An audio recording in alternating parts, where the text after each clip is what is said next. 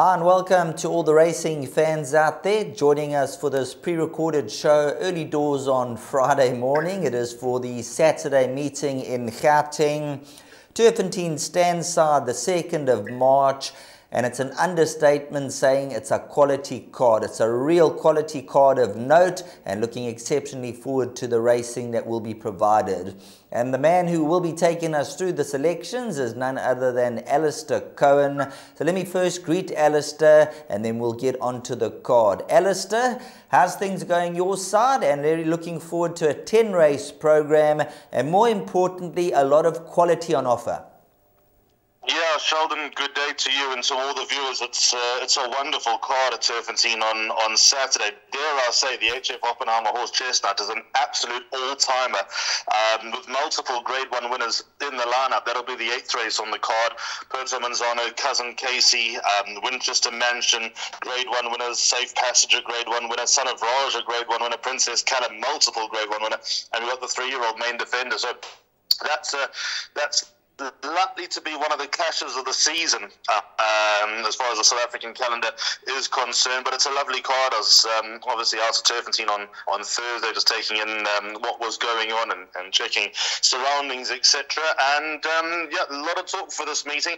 I'll put myself under a bit of pressure, I must be honest, because of the quality of the card. I think it would be a disservice to the punters to not put myself under pressure and to add some expectations. I've selected a pick 6 as my suggested bet with a likely pool of 5 million rand. There look to be a couple of likely bankers on the card, so hopefully it all goes according to plan. It's a great day to be a racing fan.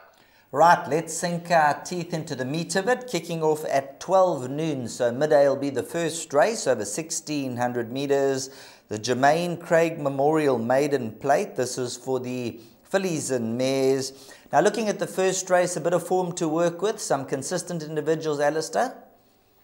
Yeah, Cheerio Baby does stand out here, Sheldon.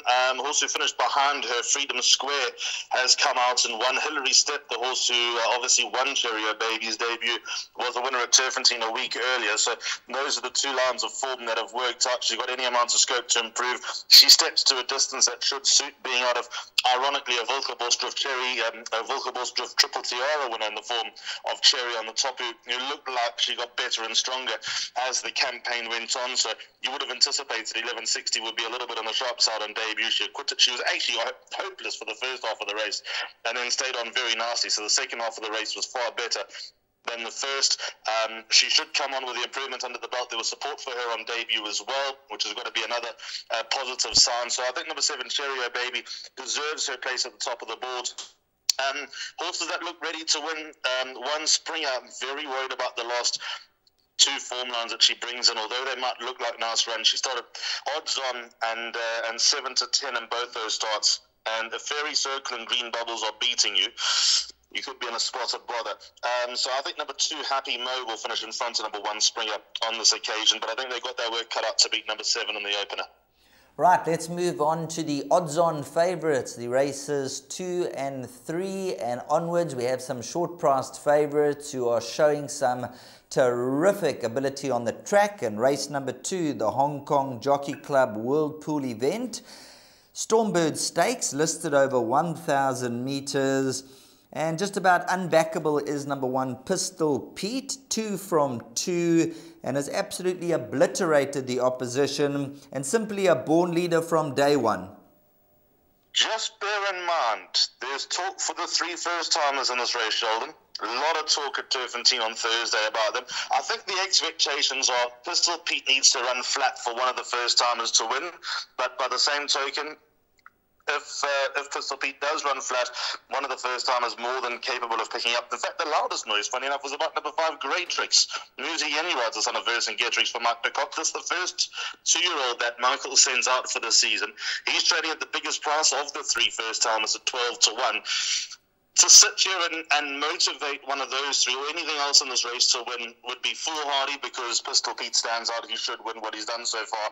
He is clearly, maybe along with One Stripe, the best 2-year-old colt that we've seen so far this season. So there's no way I can go against number 1, Pistol Pete. He should win. He's a bar pot banker. But what I'm trying to get at is that there might be a few first-timers in behind that bear watching as the big race meetings go on, and potentially into Durban as well. Van Vuren can get his first-timers right with number 4, Chestnut Bomber, well-bred son of Lancaster Bomber. De Kock, he would always leave a little bit of meat on the bone first time out. Terry can get them ripe and ready first time out, and the former number 6, Rondebosch, also a bit of a whisper for him. But just expect forward momentum. All in all, Pistol Pete should win, but there's some nice ones in here, I believe.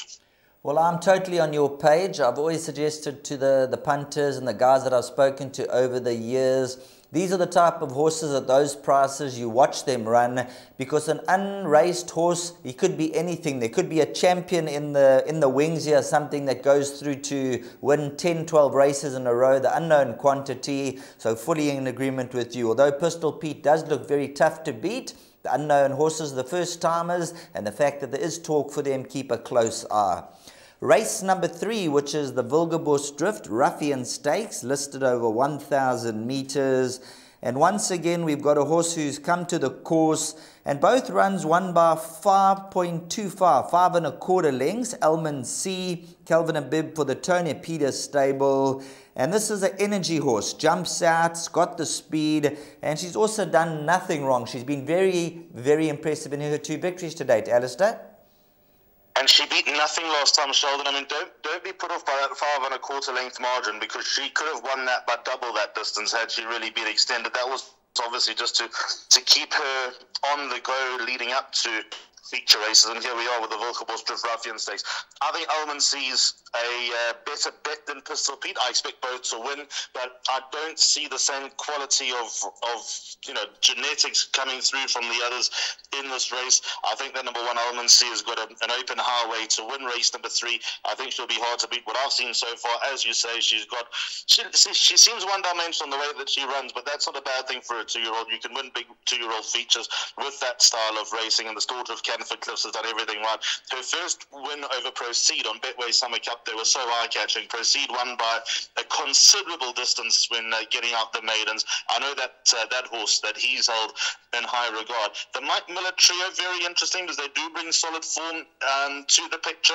I'd venture to say that Tristan Godden would probably be on the right one. The former number 2, Just Reckless, being a 2-time winner, so she'd be very interesting to watch, number 2, Just Reckless, but I think that she'd need to find more. I think they'd all need to find more to topple number 1, Elman C.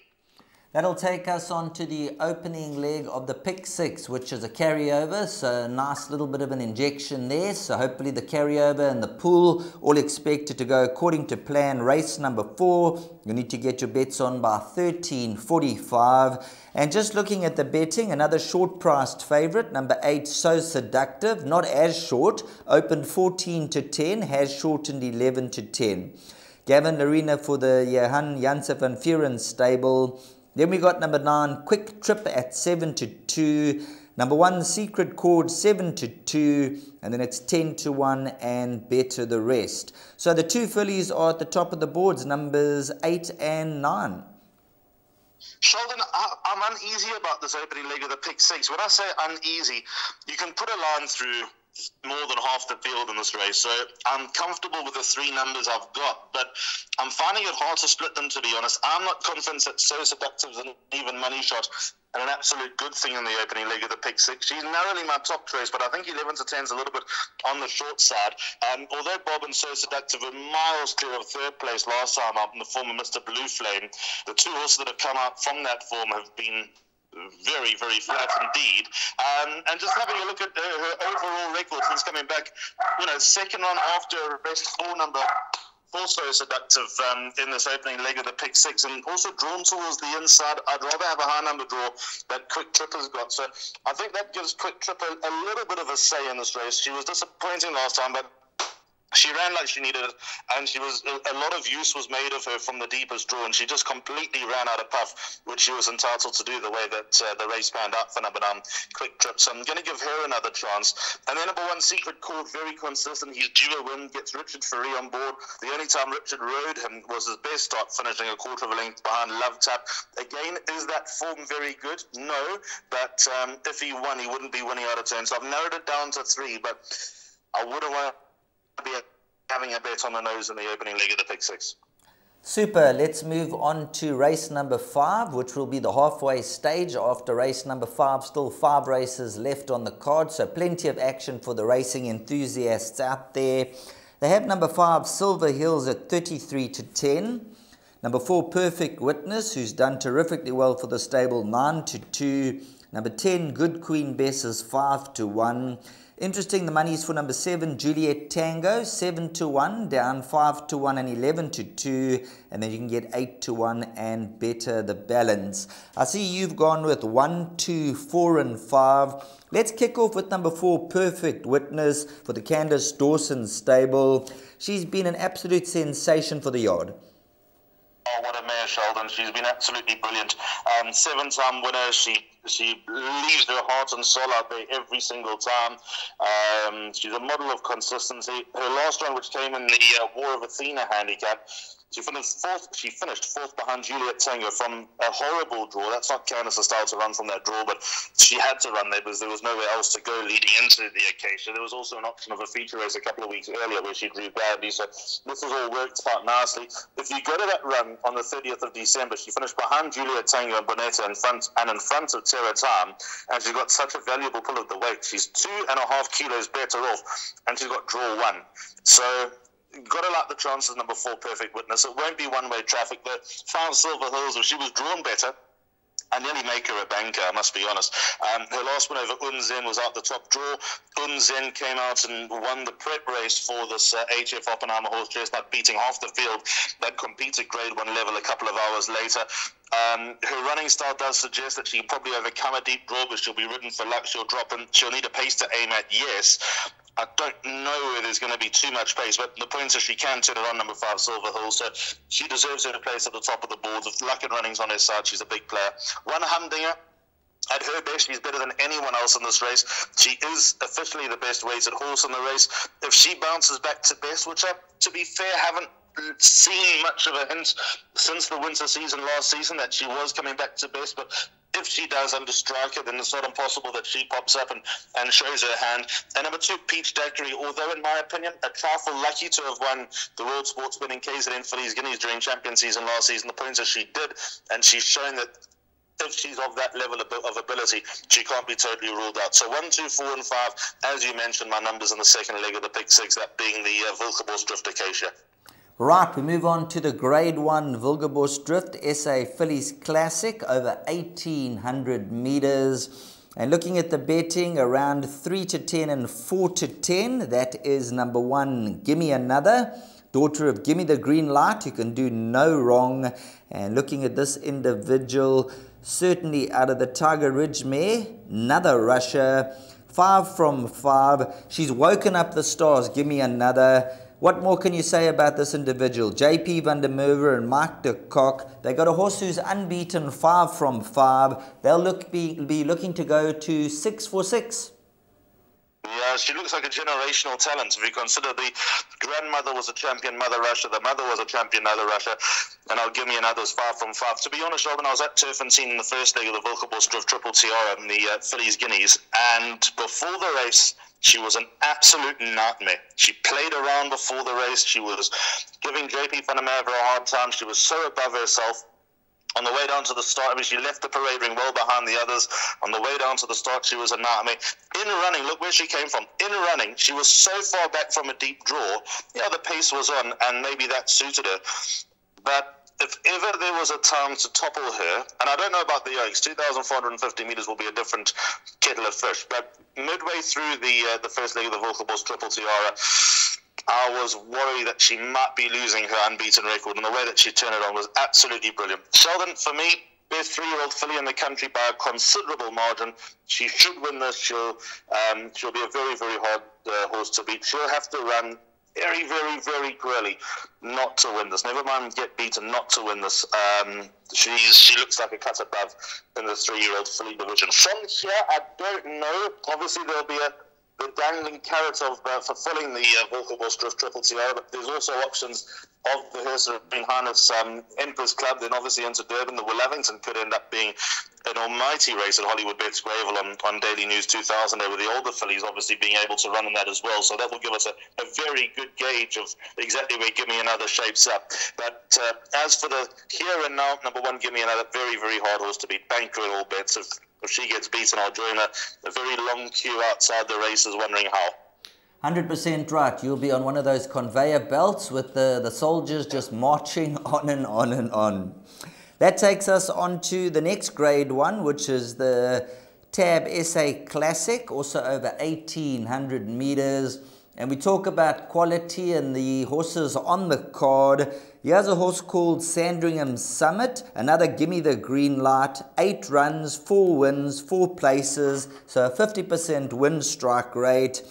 And that last victory was just simply out of the top draw. I know he's a horse who is exceptionally good, but the way he won last time, it was absolutely amazing.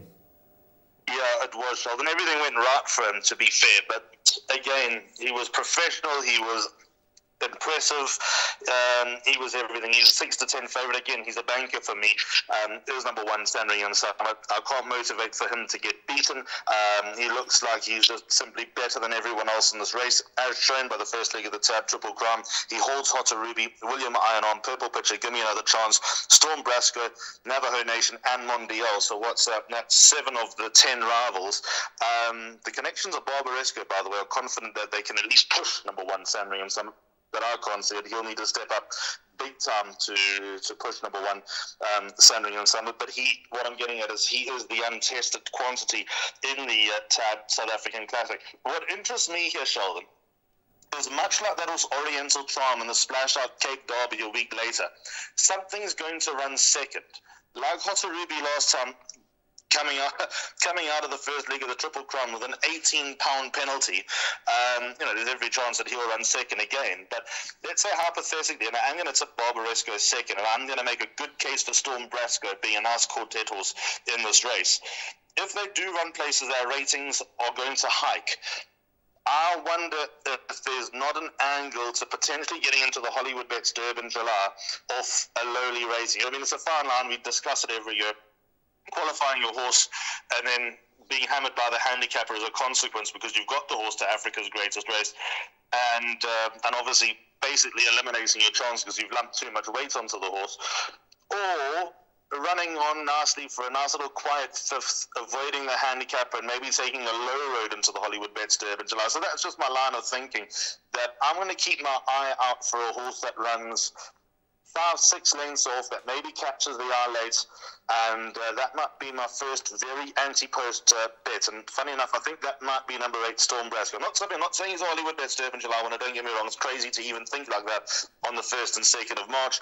But they're going to be horses in behind the winner here who's likely to be Sandringham Summit, who are going to be of interest over the next few months. Well, in this game, you've got to think out of the box, and you could be spot on. So definitely a horse like Storm Brasco, thinking out of the box might be the right way to play. So put this one into the notebook and keep a very close eye.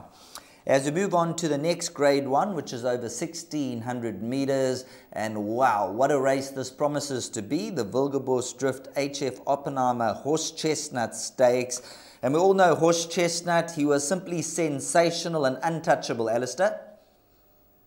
He was the best that I've seen in South Africa. He was unreal. Clyde's commentary when winning the South African Derby, ladies and gentlemen, you may never see the like again as we salute Horse Chestnuts. I mean, he was a goosebumps horse, and the fact that he's got a grade 1 named after him, the impact that he had on South African racing to get out to America, win in the US, and just the demolition, the destruction that he left behind him. Poor old Pablo Zita. I mean, he probably would have had a group race named after him if Horse Chestnut didn't exist in the same era. What a horse.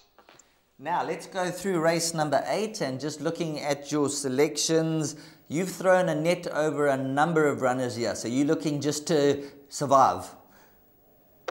What I've done here, Sheldon, is I've just gone with the class horses in the race, because although I'm making a strong case for number 13, Princess Colour, to win. She's the reigning horse of the year. Her win in the Mallorca Stakes was brilliant. To get another Grade 1 under the belt in her first one in Cape Town. She is well treated by the handicapper. She's showing no signs of any rustiness, now being 6 years old, etc. But I would hate to go out of the pick 6 with, hypothetically, what else have I got here? With, say, number 4 on the card, Dave the King, who I know this is probably his type. If he's going to win a Grade 1, this is likely to be it, a 1,600 metre and the Turffontein stand-side track. So that's why I've gone on with a few horses and decided not to take any chances in this Grade 1 race. So number 1, At My Command, he's in because although he's been a nearly man, he ran very close to Charles Dickens as a 3-year-old. I think Turffontein is going to suit him, and if I was actually chatting to Brett Crawford on Thursday. If he's within the right time frame of being up in Joburg, Brett's optimistic that At My Command would run well. So it's just a matter of whether he's travelled up at the right time and nailed that type of the window. Number 2, Puerto Manzano. He, of course, won the On a Mission Charity Mile over this course and distance from a terrible draw. This time he's got draw 1. He absolutely loves Turffontein, does Puerto Manzano, so difficult to rule out his chances. 3, Cousin Casey, very good in his day. We all know what he was like as a 2-year-old. There have been definite signs of life with Sean Terry. 4, number 3, Cousin Casey. 4, Dave the King, as I have already mentioned, is in. Number 6 on the card, Cosmic Highway. Cosmic Highway either wins or he's completely unsighted. Dean Canamere floated out straight after the Cape Merchants, where he was a little bit unlucky, to be fair. He's boarding at Turffontein, I think, with Joey Soma. It's definitely not Dean's style to run a horse a week apart, never mind in 2 different provinces that are a good 24 hours away by float after you stay over in Colesberg. So that's why I say Cosmic Highway either wins or completely unsighted. Who knows what we're going to get with Cosmic Highway, but he's good enough to feature. Melech is always under the radar. His last win over Main Defender was a good win. He put Main Defender away quite comfortably. He turned it on in good style. So this is probably also his best chance of winning a Grade 1. 13, Princess Colour, best horse in the race, on my top selection. And as you'd expect, the dogs are barking about number 14, Main Defender. I must be honest, I prefer the older horses, but they don't want to know. They say Main Defender, race over. So let's see. Well, there we go, class on offer, and I'm sure you won't be disappointed. And talking about disappointed, you won't be disappointed going into race number 9, because this is the Tab JJ the Jet Plane Stakes, Grade 3 over 1,000 meters. And talking about JJ the Jet Plane, Alistair is simply another one of those horses who went abroad. He showed his well-being, and he was just a sprinter that was simply far too good for the opposition on numerous occasions. What he did in Hong Kong, what he did in Dubai, I remember doing the draw for Dubai World Cup just under 2 years ago, and the Alcos Sprint, obviously the draw gets done at the same event, and I was looking at the trophy, and I took a photo of the plaque that had JJ the Jet Plane, and I sent it to Lucky Hoodalakis, and he called me, and we spent 10 minutes on the phone. He was just telling me everything. Although the story is well documented, it actually hit him quite hard just to see the name again on that world stage, and again the lift that he gave South African racing. Bernard Fade Herd won them in Dubai, and then Pierce Straden with that unbelievable ride in the Hong Kong Sprint. But what a horse! He did it all. He had it all. But he had no legs. No one wants him at the sales. Cost absolutely nothing for one of Jetmaster's first crops. One of those horses that obviously on pedigree people were drawn towards, and they took him out the box and said, no, thank you. And Lucky Hoodalakis was the man who took a chance and ended up getting himself on the map early days in Lucky's training career. So good on him. And imagine that, imagine the irony if Lucky wins the JJ the Jet Plane Stakes with Dice. He should. Dice fresh off a win in the Cape Flying, the Grade 1 Cape Flying. Brilliant win, beating Thunderstruck. Thunderstruck franked that form by winning the Kaya Stables Diadem Stakes a week earlier. Dice is the best sprinter in the race. He's the best horse in the race. He's definitely got more feature races to come, judging on his brilliant Grade 1 success last time. And the old cliche, in a sprint you can give weight, but you can't give start. Well, he does give some weight away, but he warrants that place in this race off a rating of 130. I've not bankered Dice, though, just because there's a niggly feeling about the travel, and Lucky doesn't do Cape Town, Joburg often, so I'm sure he's more than capable of doing it. But If he does come unstuck, I've got number 6, Rulership, who's a different horse in Joburg. He's 3 from 3 with Tony Peter, including breaking the course record at the Vaal at his penultimate start. But this horse, number 3, Anfield's Rocket, don't think I'm crazy. Look at his distance form. 4 starts, 3 wins and a third. But go have a look at his win on the 22nd of January 2023 under Raymond Danielson. I know he beat Constable. Now he's racing with Dyson, William Robertson and Rulership and good horses. Kiss Me Captain, no mug on her day either. He's running with good horses now, Anfield's Rocket, over what might be the wrong distance. But I've spoken to Raymond Danielson about this horse a lot. And he says, you don't actually understand. This horse is a very, very, very good sprinter. So I've backed up number 3, Anfield's Rocket. And if he arrives and I win the pick 6, I'll be very happy. Well, that leaves us with just one race on the card to bring down the curtain on a tremendous day's racing after all the feature races and all the top quality events. Ending off the meeting, we have a maiden plate over 1,600 meters. And by this time, the dust would have just settled with all the grade 1s and the grade 3s, all the graded races running. The guys will be celebrating big time. We'll obviously have the hard luck stories and the what ifs and where we're going to next with the winners. The 10th race over 1,600 meters. Just put a nutshell on it for those guys out there looking to get out if they're in the dog box or if they're in front. How would you structure race number 10? Would you look looking for a win bet, a swinger, exacta, or the quartet route? I'm going to leave it to you, Alistair. Sheldon, I don't know. I don't know. That's the answer to the last race. Thank goodness this was not part of the pick 6. Rosario Finale is the right horse in the race. I made good reservations about him last time because he's a big, imposing son of Ideal World. And coming off a rest and first run after a gelding, I thought that it would have been difficult to get him 100% fit and firing. But now he should win, Sheldon. He should be better. He should have come out of that run 16 days earlier, better for it. I'd love to tip a quartet, and I'm looking hard here, Sheldon, to try and find something at a price that may offer some value and boost a quartet. I must be honest, I'm battling to find anything because I think if we look deep, we're going to overcomplicate it and probably end up with a few horses that we don't need. So probably gauge how the day is going into the last race. If someone's had a good day, if there's form to back up earlier on in the day, then use those horses into your play. But I think revolve it around number 2, Rosario Finale. I think that he'll win it. Let's just touch on number 1, Judgment Day. Quite an interesting specimen. He started off with a cracking introduction and then he just seemed to over-race on a number of his races. They tried him up to 2,400 meters. They then brought him back to 2,000. And last time over 1,800, they decided to go with the blinkers and he was beaten a close margin. He now drops down to the mile. Would you make him one of the main dangers? Absolutely, no doubt. The blinkers seemed to have brought out a lot out of him last time. In fact, he looked like turning over was a 6-10 favourite in the form of Marauding Horde.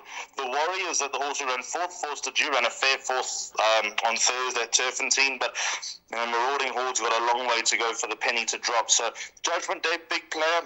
Respect his chances. He's got the advantage of a better draw compared to number 2, Rosario Finale.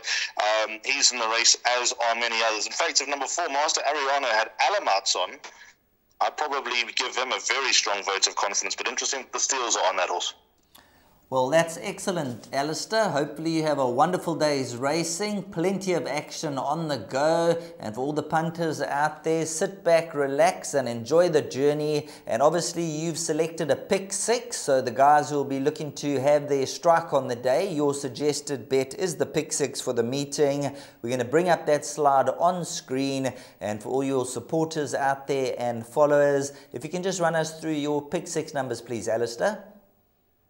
Absolutely. Pick 6 starts 1/4 with a target of 5 million rand in the pool. So first leg, I've gone 1, 8 and 9, Secret Chord, So Seductive and Quick Trip. Second leg, 1, 2, 4 and 5, Humdinger, Peach Daiquiri, Perfect Witness and Silver Hills. By Banker 1, that's going to be the play. There are going to be many punters who use the angle of this being a pick 4. Then in the Wilgebos Drift HF Oppenheimer Horse Chestnut Stakes, I've got horses 1, At My Command, 2, Puerto Manzano, 3, Cousin Casey, 4, Dave the King, 6, Cosmic Highway, 7, Mele, 13, Princess Color, 14, Main Defender. I'm just going to cast my net wider there in the hope that one of these top horses that you think might be out of form arrives, and you'll kick yourself knowing that a horse like Cousin Casey is of a certain ability and you've gone out with him. And then final leg, 1 Dice, 3 Anfield's Rocket, and 6 Rulership. Well, thanks very much, Alistair. It's a sensational day's racing, and after Saturday there will be always the afterthoughts of the other day, and the guys will go through the post-mortem, see what could have happened, what should have happened, hard luck stories and so on and so forth. But at the end of the day, it's a top day's racing, and thanks very much for your input. Like I said at the top, I think that there are a lot of clues going into champion season out of this race meeting with a quality on offer.